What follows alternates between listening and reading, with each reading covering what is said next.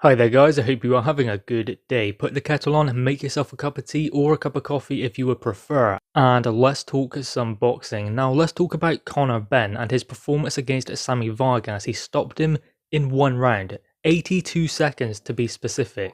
So he really went in and blew away his man. Now, he was working behind his jab, he was also working down to the body at times, but mostly to the head. And he was showing great variation to his punches, especially when he got Vargas hurt as well. He didn't just go for the same punch. He worked with the uppercut, he worked with hooks as well, and he was trading well on the inside also.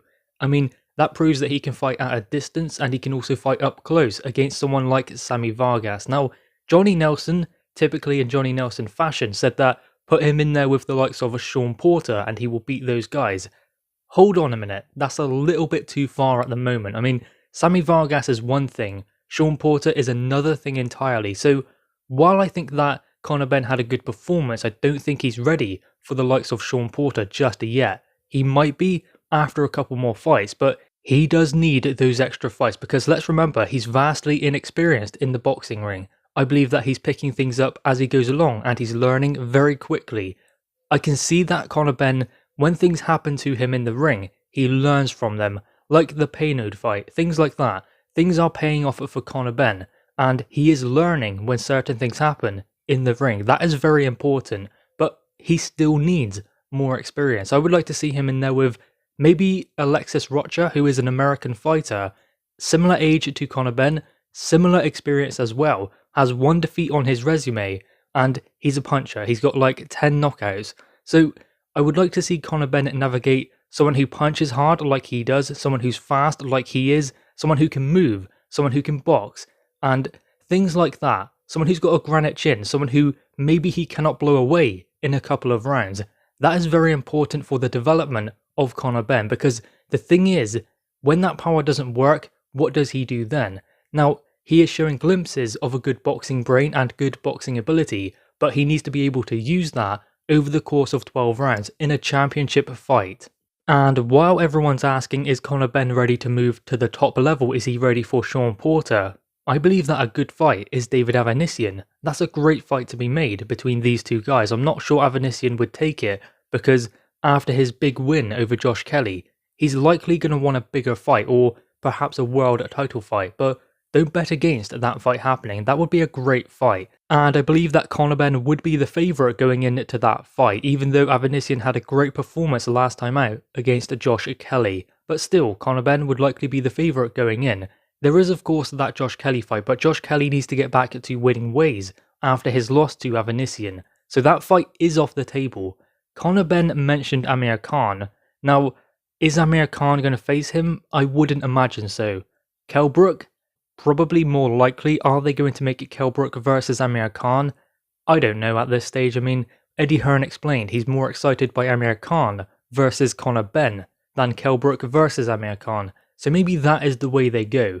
But after seeing what Conor Benn done to Sammy Vargas in only one round, after it took Amir Khan 12 rounds of hard-fought action, only in 2018, to beat Sammy Vargas, is he going to want the heat of a young, hungry prospect? That remains to be seen. We'll have to wait for Amir Khan to come back on whether he is interested in this fight with Conor Benn. But if Amir Khan doesn't want it, then there are plenty of fighters for Conor Benn to get in with. The thing is about the welterweight division at the moment is there are some good fighters just outside of the champions and below that kind of eliminator challenger level. There are some sharks in the water that Conor Benn will have to undoubtedly fight at some point. The likes of a Shawn Porter maybe are 2 or 3 more fights away.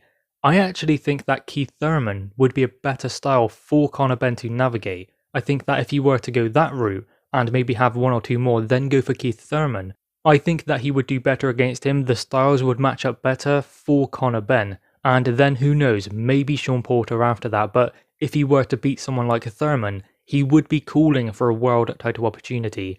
Now, the question is, when everyone's saying about him being ready for the top guys, is he ready for a world title shot?